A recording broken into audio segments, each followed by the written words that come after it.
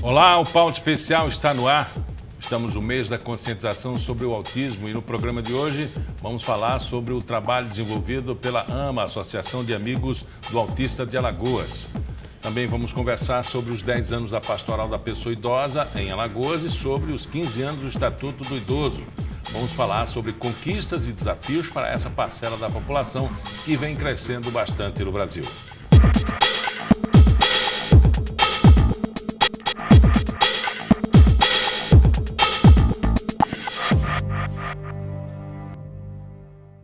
Os transtornos do espectro autista causam problemas no desenvolvimento da linguagem, nos processos de comunicação, na interação e comportamento social das pessoas.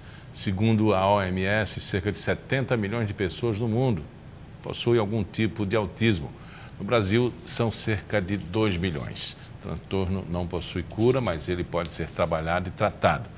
Dessa forma, em muitos casos, é possível se adequar ao convívio social, trabalhar, estudar, namorar, etc. Aqui no estado, a AMA, Associação de Amigos do Autista de Alagoas, desenvolve um belo trabalho com as pessoas que possuem um transtorno. A presidente Mônica Ximenes está aqui comigo no estúdio. Mônica, é um grande aprendizado também, não é? Sim, Miguel. Nós estamos completando, nesse dia 2 de abril, nós completamos 7 anos de trabalho ali na Casa da AMA. Antes a gente já tinha se organizado como associação, mas a gente não tinha um espaço físico onde a gente pudesse estar oferecendo o tratamento. Como você bem mencionou, o autismo não tem cura, mas é tratável. Então o tratamento faz toda a diferença. Quando a gente fala assim, é um problema que pode ser tratado, significa que minimiza, que as pessoas passam a entender que a cura ou o tratamento não é só da pessoa, é do entorno dela? Sim, na verdade o tratamento ele visa minimizar, digamos assim, os comprometimentos que o autismo traz para o indivíduo. Então, o indivíduo com autismo, ele tem comprometimentos na linguagem, na interação social, e isso compromete também o aprendizado, em decorrência. Então, são vários fatores que precisam do tratamento para que sejam minimizados. Na verdade, minimizados não seria totalmente a palavra, mas sejam reduzidos, o quanto puder em cada um. Porque o autismo é um espectro.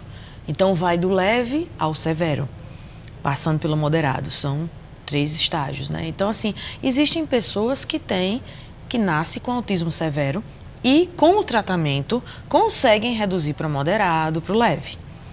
Tem pessoas que nascem com autismo severo e que vão continuar com autismo severo a vida inteira, mas que nem por isso vai deixar de aprender algumas coisas, especialmente aquelas habilidades que a gente considera funcionais para o dia a dia.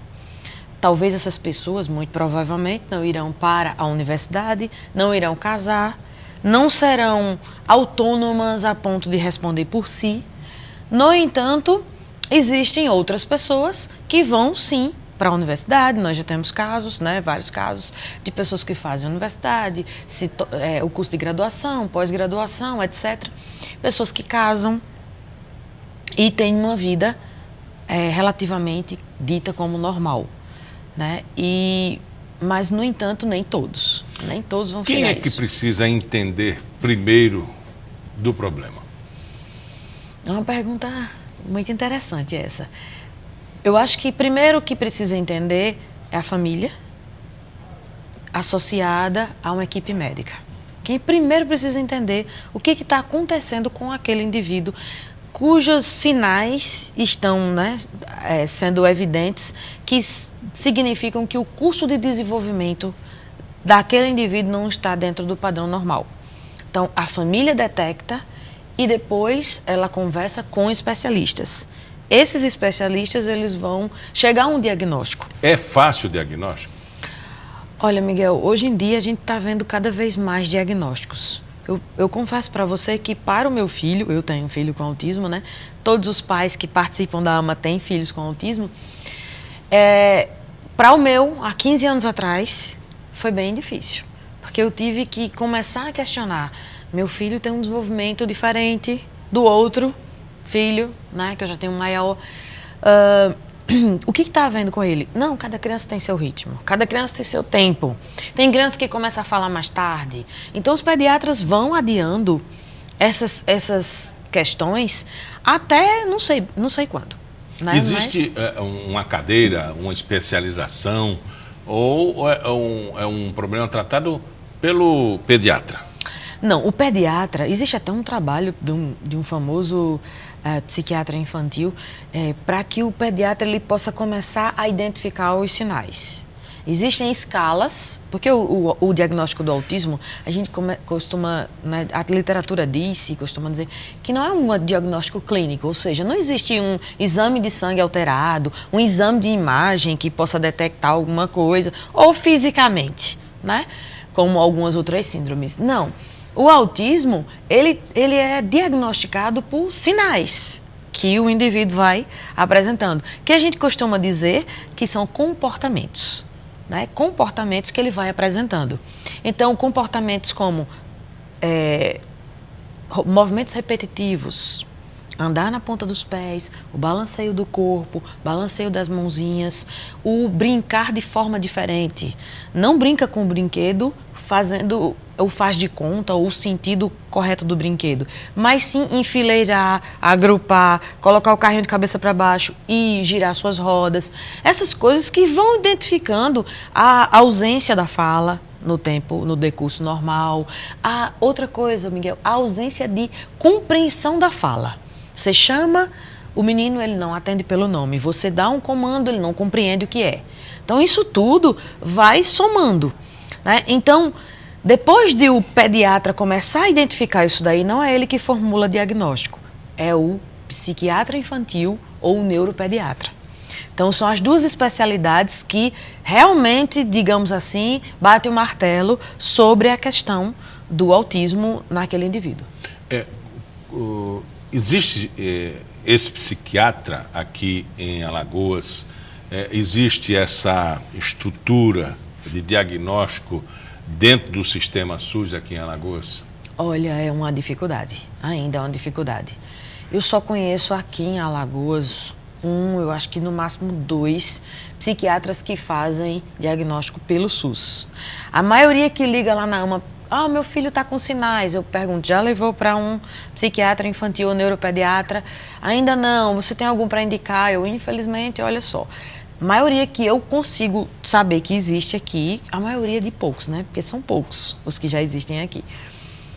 Eu só conheço 2 neuros, 2 psiquiatras ou 3 psiquiatras infantis, que eu lembre agora. Então, normalmente vão para esses. Na época que eu fui buscar o diagnóstico para o meu filho, não encontrei nenhum desses ainda. Né? Então, assim, foi bem mais difícil, eu tive que sair daqui do estado para poder buscar. Mas esses daí, normalmente as consultas são particulares. Não trabalha com o SUS? Não. Um deles trabalha com o SUS, parece-me que trabalha no Hospital Portugal Ramalho e faz diagnóstico por lá. Então é muito difícil. Um CAPSI precisava ter essa orientação. Se está verificando lá que existem características, primeira coisa que todo mundo quer saber, o diagnóstico. Porque com o diagnóstico é que se faz o encaminhamento para o tratamento. Eu conversando com o médico, ele disse, olha, sabe, a vacina tem um dado técnico que soma a incidência e divide pela população, e se não dá um número X, não tem vacinação, pode estar morrendo aos montes. Mas esse número, ele é calculado em cima dos dados apresentados. Eu imagino no autismo como é o diálogo lá no Sistema Único de Saúde ou no Ministério da Saúde. Que nós temos uma estimativa de 2 milhões, como você mencionou. 2 milhões de pessoas com autismo estima-se nesse país. Veja só, o nosso país tem uma dimensão continental. Só para identificar onde é que estão esses 2 milhões.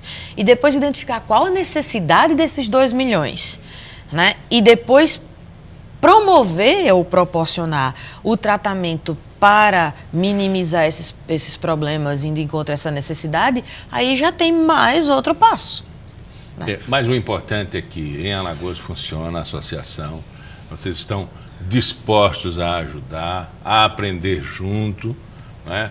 Eu queria que você, mais uma vez, desse o número de contato, que se colocasse à disposição aí, porque às vezes você tem uma situação em casa que você está meio desconfiado, não tem um diagnóstico ainda, mas você precisa do apoio. E conversar com pais e mães que têm experiência no assunto, eu acho que é um elemento importante. Um dos serviços que a AMA presta é exatamente esse, Miguel, de acolhimento das famílias. Então, está com dúvidas sobre o que está meio desesperado, sem saber o que fazer, o que é que precisa fazer, procura a AMA, que a gente tem os pais lá, tem uma escala de pais para estar acolhendo essas pessoas. O nosso telefone fixo é 3316-3573. 3316-3573.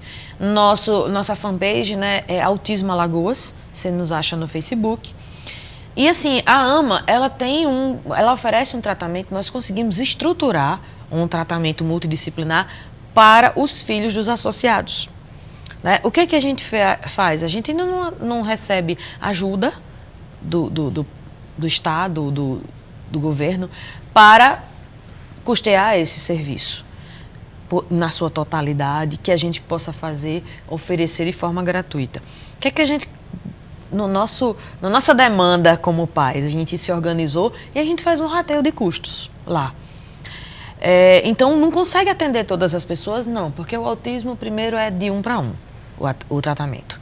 Então, não adianta você chegar numa consulta com 5, 6, dentro de uma sala, com 20 minutos de terapia, se vai dar tempo, que vai dar fazer alguma coisa. Então, a gente faz um trabalho que precisa ser individualizado e que os pais estão ali assessorando e monitorando. Então, não tem como a gente abraçar todo mundo, mas tem como a gente orientar como é que você faz para seguir nessa trajetória. Conversamos com Mônica Ximenes, ela é presidente da AMA, Associação de Amigos do Autista de Alagoas. Muito obrigado pela entrevista. Obrigada pela oportunidade, Miguel. No próximo bloco vamos falar sobre os 10 anos de existência da Pastoral da Pessoa Idosa em Alagoas e sobre a luta pelos direitos dessa parcela da população brasileira que ainda é vítima do preconceito e do abandono. Até já.